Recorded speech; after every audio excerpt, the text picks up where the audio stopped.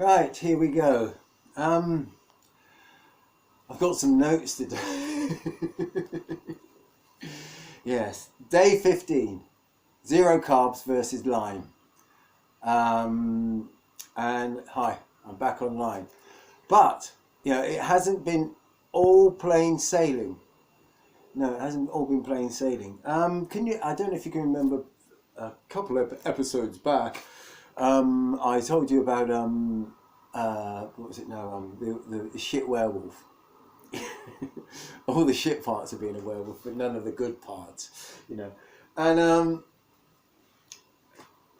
we've just come through a new moon, and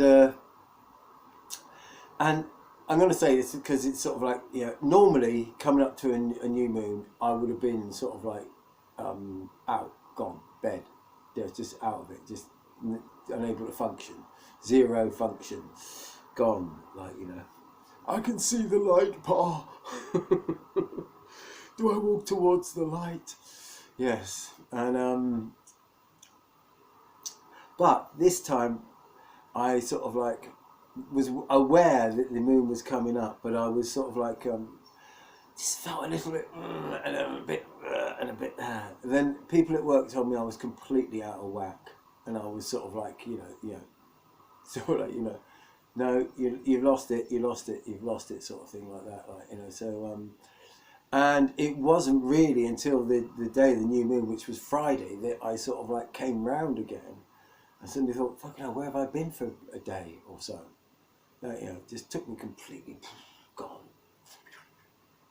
Like that, And so the shit werewolf is still around.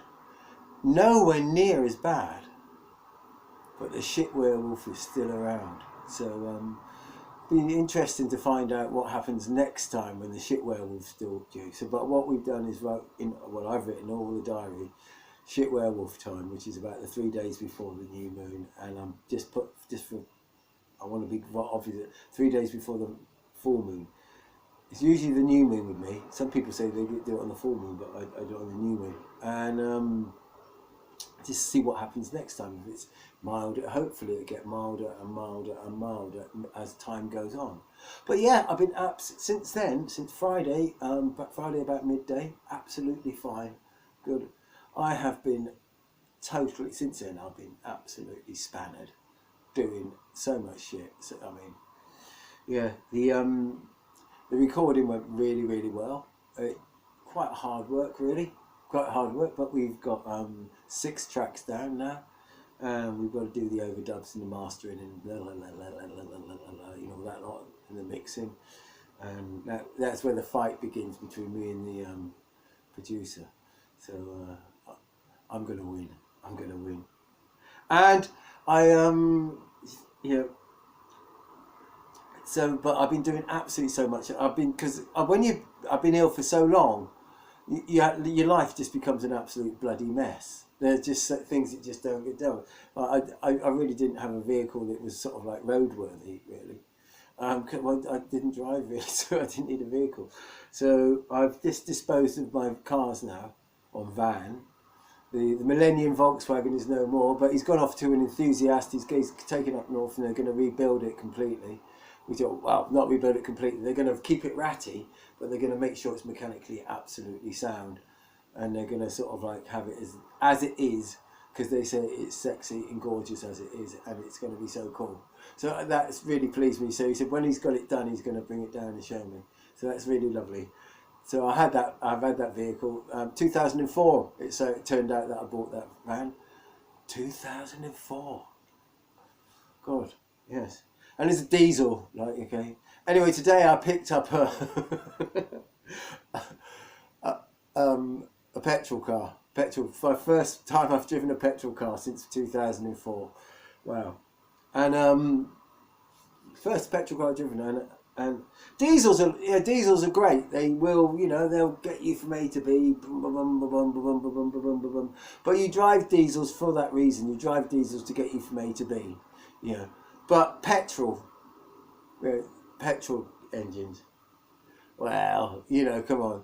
Now, but when I got in this car, it's a 16 valve, 1.6 16 valve, right? Okay, fuel injection, and I'm thinking, It should, should spin quite well, should go like that. And it didn't really particularly. It went, compared to a diesel, it went not much better than a diesel. I'm thinking it's a bit fucking spannerless, isn't it, this one? And we got to going up this big hill, up over the Mendips on the way back.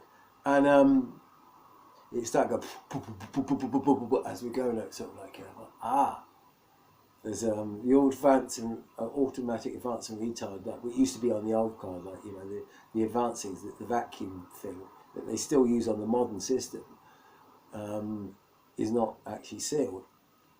So I drove it home to here, and I sort of like popped the bonnet and have a look, and there it was, right in front of me.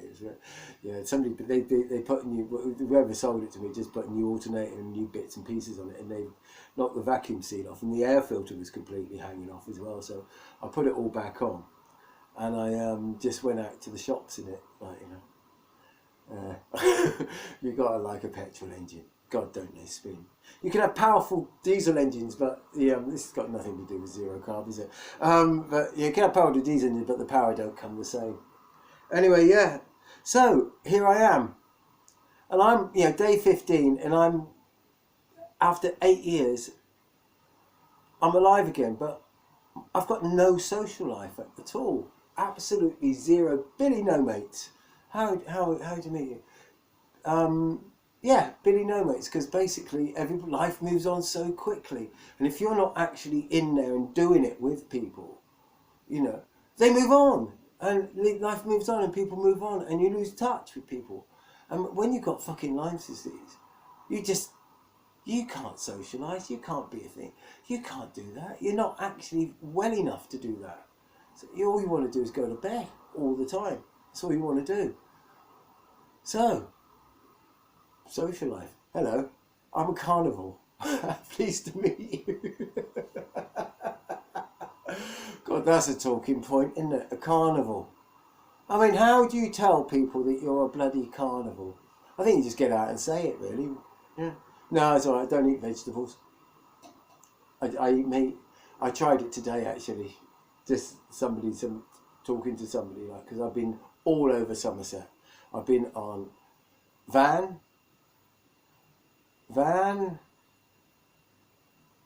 car, coach, train, bus, train, taxi. That's today, and I've been all over Somerset.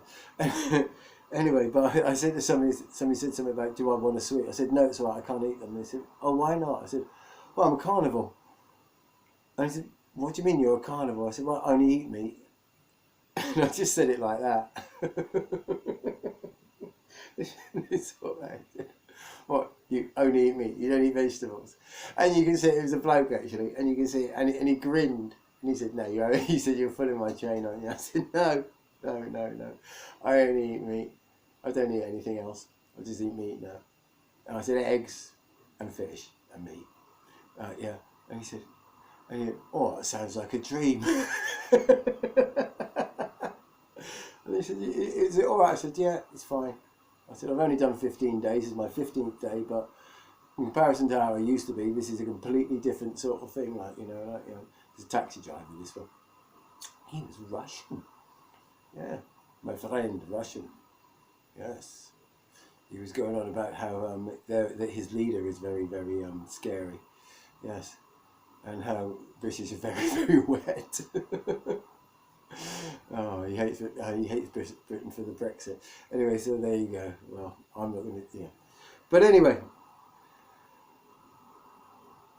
I am so happy to be here.